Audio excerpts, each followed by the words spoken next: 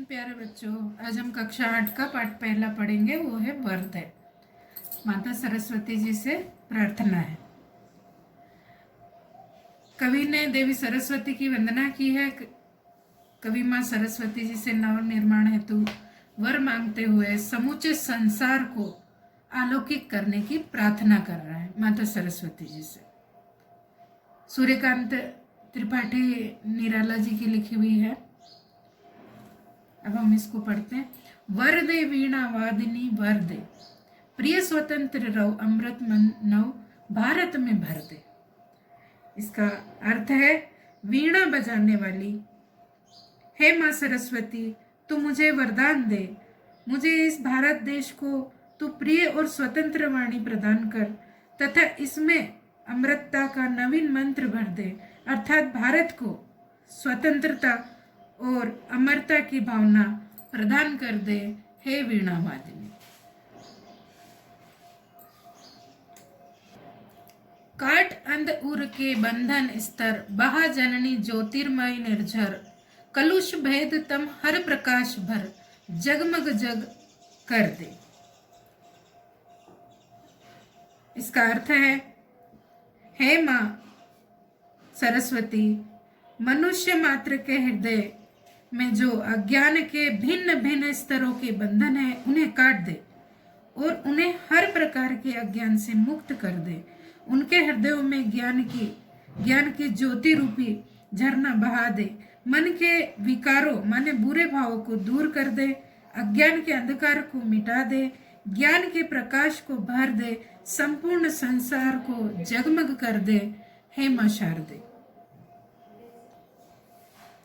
नव गति नव लय ताल छंद नव, नवल कंठ नव जलद मंद्र रव, नव नभ के नव विहग वृंद को नव पर नव स्वर दे। इसका अर्थ है, हे मां सरस्वती, आकाश के समान यह नया समाज सर्वत्र फैला हुआ है। इसमें नए नए कवि नवीन पक्षियों के समान चहकते हुए कल्पना की उड़ान भरने के लिए आकुल है। तू इन नए कवि रूपी पक्षियों को नई गति प्रदान कर दे, नवीन लय और नवीन ताल से युक्त छंद प्रदान कर दे।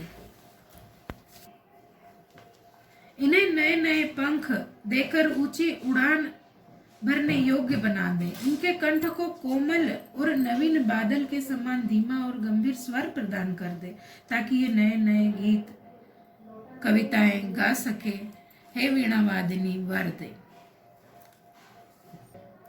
कवि का परिचय जान लेते हैं हम। निराला जी का जन्म बंगाल के मेदिनीपुर में सन 1897 में हुआ था। आपके पिता उन्नाव जिले में गढ़कोला गांव के रहने वाले थे। आपका कार्य क्षेत्र प्रमुख रूप से उत्तर प्रदेश में ही रहा है। आपकी जो रचनाओं में प्रेम, सौंदर्य, उल्लास, ओज और भक्ति के स्वर है। हिंदी के छायावादी कवियों की त्रिमूर्ति निराला प्रसाद और पंत में से निराला जी एक है। हिंदी कविता को मुक्त छंद आपकी ही देन है। यह था कवि परिचय बेटा। ठीक है बेटा, अब अभ्यास का पहला प्रश्न शुरू करेंगे। शब्दकोश से अर्थ खोज के लिखना है शब्दों के। तो देख लीजिए आप। वीणा वादनी माने सरस्वती देवी, मंद्र रव धीमा व गंभीर स्वर, नव माने नया, उर माने हृदय, अंध उर अंधकार में हृदय, जननी माने माँ, बंधन स्तर माने दास्ता, तम माने अंधकार अज्ञान, विहग वृंद पक्षियों का समूह, पर माने पंख, कलुष मन के विकार, अज्ञान रूपी अंधकार को कहना, कलुष भेद मन के मलिन भावों को काट करके, तमहर अज्ञान रूपी अंधकार को दूर करके, जगमग कर दे संसार को जगमगा, प्रकाश माने उजाला, ज्योतिर्मय निर्झर माने प्रकाश युक्त झरना, नवल माने नवीन। ये थे बेटा अपने अभ्यास के प्रथम प्रश्न के शब्दकोश से छाटे गए अर्थ।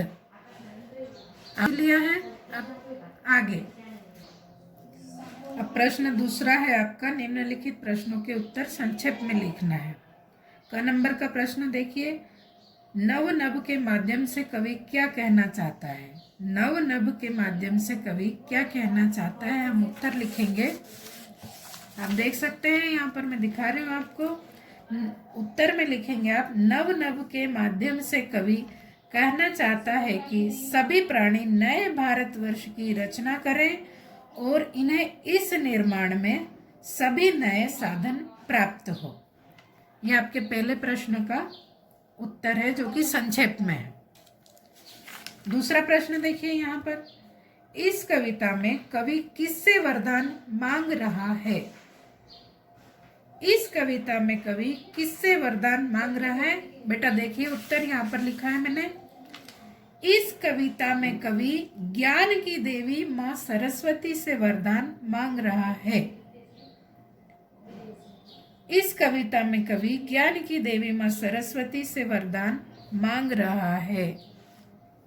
तीसरा देखेंगे बेटा प्रश्न, भारत में कौन सा मंत्र भरने की बात कह रहा है कवि? कवि भारत में कौन सा मंत्र भरने की बात कह रहा है?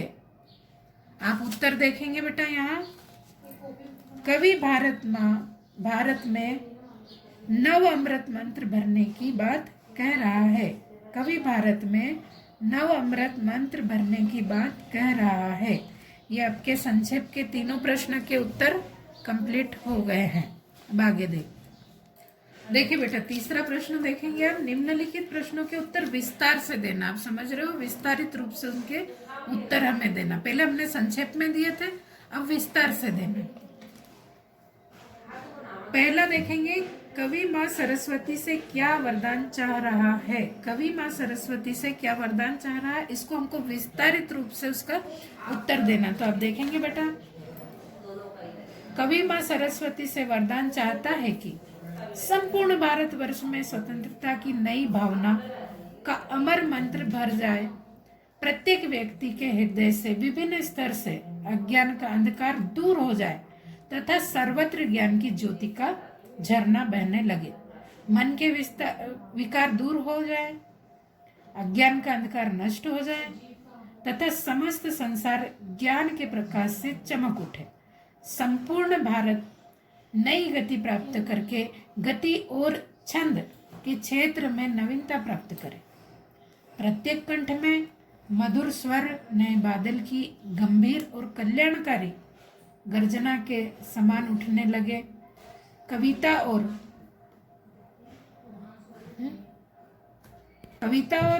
गति के आकाश के स्वतंत्र वातावरण में नए जन्मे पक्षियों के समान नए कवि और गीतकार अपनी कल्पना के नए पंखों माने गीतों के सहारे उड़ान भरने में समर्थ हो जाए। इस तरह हे सरस्वती देवी, हे शारदे देवी, ऐसे उन नए कवियों को स्वतंत्रता का नया स्वर प्रदान कर दे। हाँ ठीक। ख नंबर का आपका प्रश्न है दूसरा, विस्तारित रूप से लिखने के लिए, कवि प्रकृति की हर वस्तु में नया रूप क्यों देखना चाह रहा है? इसका विस्तार से हमें उत्तर देना है। उत्तर देख सकते हैं आप, मैंने लिख के रेडी रखा है। इसका उत्तर है कि कवि निराला जी ने अपनी कविता में प्रकृति की ही वस्तु का चित्रण नए रूप में किया है। वे चाहते हैं कि प्रकृति में कोई भी वस्तु अपने पुराने अथवा अतीत के स्वरूप में न बनी रहे। वे चाहते हैं कि वहाँ मधुरता हो, भावुकता हो, सजीवता हो, क्योंकि प्रकृति अपने गति प्रधान स्वरूप में मनुष्य मन को शुद्धता, पवित्रता प्रदान करती है। प्रकृति अपने प्रत्येक बदले हुए स्वरूप में प्रेम और सौंदर्य का उपदेश देती है। प्रकृति के स्वतंत्र विकास से उसकी निर्भीकता तथा सभी के कल्याण की भावना मनुष्य में विकास पाती है। प्रकृति के मुक्त चित्रण में कवि ने सदियों की अंधेरी काया को तोड़कर मानव मुक्ति का संदेश दिया है। नए बादल की मधुर गंभीर गर्जना लोगों के मन के विकारों को दूर करके अपनी सुखद वर्षा से पृथ्वी को सस्य श्यामला बना देती है। कवि ने अपनी कविता में सर्वत्र ही अज्ञान के अंधकार को मिटाने तथा ज्ञान के प्रकाश से संपूर्ण जगत को लाभ देने के लिए शारदा से नम्र निवेदन किया है कि संपूर्ण समाज सत्य, शिव और सुंदर बन जाए। यही इसका उत्तर है बेटा। आपको पाठ पढ़ा के पाठ का अर्थ, उसके भाव, उसके शब्दार्थ, उसके प्रश्नों के उत्तर मैंने लिखवा दिए हैं। आप अपनी कॉपी में इसको नोट डाउन जरूर करना। चौथा प्रश्न है बेटा, निम्नलिखित पंक्तियों की उचित शब्दों से पूर्ति कीजिए। ये जो पंक्तियां हैं आप देख सकते हैं, इस तरफ भी आई हुई है, इनको भरना है। कलुष भेद तम हर प्रकाश भर, खालिस्तान में प्रकाश डालना है। काट अंदूर के बंधन स्तर, पंक्ति है इस तरफ से, यहाँ आप पूर्ण उसको कर लीजिए। बहा ज्योतिर्मय निर्जर, बीच में आएगा जननी। नव स्वर दे पर नव, पंक्ति यहाँ से पूर्ण कर सकते हैं आप। आगे चलते हैं। प्रश्न 5 है, पंक्तियों के भाव स्पष्ट करना है। तो ये आप स्वयं भी कर सकते। पूर्व में मैंने यहाँ पढ़ के इसके भाव बताए हैं, आप इसके माध्यम से स्पष्ट करके स्वयं लिखेंगे इसे। आगे चलते हैं। सही विकल्प चुनना है आपको। का नंबर देखिए, नव नभ के नव विहा वृंद को पंक्ति में अलंकार कौन सा है? अनुप्रास। का नंबर देखेंगे, वर्दे कविता के रचयिता कौन है? सूर्यकांत त्रिपाठी निराला जी। विहग वृंद का आशय क्या है? पक्षियों के समूह से। यह आपका पाठ पढ़ के उसके भाव भी स्पष्ट हो चुके हैं, अर्थ भी, प्रश्नों के उत्तर भी, खालिस्तान भी। बेटा मुझे उम्मीद है आप कॉपी जरूर बनाएंगे, इसे देखकर समझेंगे, सीखेंगे, कॉपी पर लिखेंगे भी जरूर। देखिए बेटा भाषा अध्ययन देखेंगे आप, शब्दों का शुद्ध उच्चारण करना है आपको। शब्दों का शुद्ध उच्चारण है, यहाँ लिखे भी है, आप उच्चारण स्वयं कर लें इसका। 2 नंबर पे आएंगे, देखेंगे बेटा आप, वर्दे पाठ में आए र के विभिन्न रूप। आप देख रहे हैं र के विभिन्न रूप, इन मात्राओं के माध्यम से वही शब्द आपको छांटकर लिख लेना है। आप यहाँ से देखकर र वाले शब्द जितने भी हैं आप अपनी कॉपी में इस नंबर पर नोट डाउन उत्तर के रूप में कर लीजिए। तीसरा देखिए, निम्नलिखित शब्दों के नीचे बनी पहेली से 2-2 पर्यायवाची शब्द छांटकर आपको लिखना। पर्यायवाची समझते हो ना, जिन शब्दों के अर्थ एक समान हो वो पर्यायवाची शब्द है। आप अमृत, जननी, रात, जग, प्रकाश और विहग, इन शब्दों को ये पहेली से छांटकर इस प्रकार आप लिख ले। अमृत सुधा अमी, जननी माँ माता, रात रात्रि निशा। यहाँ पर आप पहेली भी भर सकते, बना सकते हैं, जैसे ये सुधा, ठीक है। जग संसार जगत, आकाश गगन नभ, विहग पक्षी या खग। इसी प्रकार 4 नंबर देखिए, तम हर प्रकाश भर में एक दूसरे के विपरीत अर्थ वाले शब्द प्रयुक्त हुए हैं। इस प्रकार के 5 शब्द लिखे जिसमें विपरीत अर्थ निकलते हो, विलोम शब्द निकलते हो, जैसे तम माने प्रकाश। इसे आपको छांट कर लिखना है विरुद्धार्थी शब्द। आप समझ गए हो? अब बाकी यह भी जान लो, ये जानने के लिए है केवल, बाकी पूर्व कक्षा में आपको ये बता भी चुके हैं। मैं पढ़ देती हूँ, समय कम है। नंदनवंशी फूल उठी वह छोटी सी कुटिया मेरी।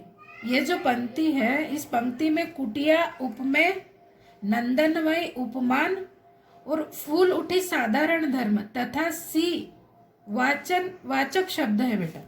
इस प्रकार उपमा के 4 अंग होते हैं, उपमेय, उपमान, साधारण धर्म और वाचन शब्द। अब उपमेय क्या है, जैसे पढ़ लेते हैं अपन। जिस व्यक्ति या वस्तु की किसी अन्य से तुलना की जाती है उसे उपमेय कहा जाता है तथा कुटिया शब्द उपमेय है क्योंकि कुटिया की तुलना नंदनवन से की गई है। आप समझ गए होंगे, जिस व्यक्ति या वस्तु की तुलना। आगे देखते उपमान। जिस प्रसिद्ध व्यक्ति या वस्तु से उपमेय की समानता माने तुलना की जाए उसे उपमान कहा जाता है। अब यथा में देख लिए, नंदनवन की समानता कुटिया से की गई है, अतः वह क्या है, उपमान। नंदनवन की तुलना कुटिया से की गई है, वो उपमान शब्द है। अब साधारण धर्म देखिए, उपमेय और अपमान में पाए जाने वाला समान गुण साधारण धर्म है, जैसे फूल उठी। अब वाचक शब्द देख लेते हैं। वाचक वे शब्द हैं जो उपमेय और अपमान में पाए जाने वाले गुण की समानता प्रकट करते हैं। यथासी, इसके अतिरिक्त जैसा, सम, सरिस, तुल्य आदि शब्द समानता बताने के लिए प्रयोग की जाते। परिभाषा इसकी, जहां एक वस्तु की दूसरी वस्तु से समानता की तुलना की जाती है वहां उपमा अलंकार होता है। दो वस्तुओं में रूप, गुण आदि के आधार पर समता या तुलना की जाती है। आप समझ गए होंगे। पांचवा प्रश्न देखेंगे बेटा। निम्नलिखित उदाहरणों में से उपमेय, अपमान, साधारण धर्म वाचक शब्द छाटकर तालिका में लिखना है आपको। पहला है आपका, सीता का मुख चंद्रमा के समान सुंदर है। पीपर पात सरिस मन डोला, हरिपद कोमल कमल से, चंदन वंशी फूल उठी वह छोटी सी कुटिया मेरी। आपको उपमेय, अपमान, साधारण धर्म और वाचक शब्द इन पंक्तियों में से छाटना है। मैं करके बताती हूँ आपको, आगे तालिका दी हुई भरते हैं। पहला जो आपका है, पहला है सीता का मुख चंद्रमा के समान है। उसमें उपमेय है सीता का मुख, उपमान है चंद्रमा, साधारण धर्म है सुंदर और वाचक शब्द है के समान। देख लिया बेटा आपने। दूसरा देखते हैं, पीपर पात सरिस मन डोला। इसमें देखिए उपमेय है मन, उपमान है पीपर पात, साधारण धर्म है डोला और वाचक शब्द है बेटा सरिस। तीसरा देखते हैं, हरिपद कोमल कमल से। इसमें देखिए उपमेय है हरिपद, उपमान है कमल, साधारण धर्म है कोमल और वाचक शब्द है से। चौथा देखिए, नंदन वंशी फूल उठी वह छोटी सी कुटिया मेरी। इसमें उपमेय जो है कुटिया, उपमान है नंदनवन, साधारण धर्म है फूल उठी, वाचक शब्द है सी। अब बेटा पूरा पाठ पढ़ के आपको समझा भी दिया है, आपको लिखवा भी दिया है। आप बहुत अच्छी तरीके से कॉपी बना लेंगे, मुझे पूरी उम्मीद है। और पढ़ के आपको समझ में भी आएगा। वीडियो जरूर देखना और पूरी तरह से जैसा समझाया गया है उसी प्रकार आप इसको लिखना। थोड़ा आगे देखिए, योग्यता विस्तार में ये आप ही को करना है, मैं करके नहीं बताऊंगी, इसको आप ही को करना है। वरदे कविता को कंठस्थ कीजिए और विद्यालय में प्रार्थना के समय इसका गायन सामूहिक रूप में कीजिए। यह कविता जो है आप उसको याद कर लेना और जब भी बाल सभा हो तब आप इसको गा सकते हैं, समूह में भी और एकल में भी। आप इसको याद कर ले, या प्रार्थना के बाद आपकी क्लास शुरू होने से पहले भी आप इसको कर सकते हैं। दूसरा देखिए, इस कविता को पढ़कर आपके मन में जो विचार उत्पन्न हुए हैं उन्हें अपने साथियों को सुनाना, चर्चा करना उस बात पर जो लिखी हुई है, ठीक है। इसी प्रकार की अन्य कविता अपने शिक्षक की सहायता से आप संग्रहित कर सकते हैं। आपको बता दूं, एक कविता तो ये हो गई और पूर्व पाठों में भी माँ सरस्वती की वंदनाओं के रूप में बहुत सारी प्यारी कविताएं आपके पहले पाठों में भी आ चुकी हैं। आप उनको एकत्रित कीजिए, नोट डाउन कीजिए, मुझे चेक करवाना और कंठस्थ भी कर लेना। अधिक से अधिक याद होना चाहिए माँ शारदा की कविताएं आपको। आप इकट्ठी करना और कॉपी में जब ये लेसन खत्म हो तो योग्यता विस्तार के ये तीनों चीज आप लास्ट में लगाना। मुझे उम्मीद है आप करेंगे और ये वीडियो आपको जरूर पसंद आएगी। जय भारत, जय हिंद।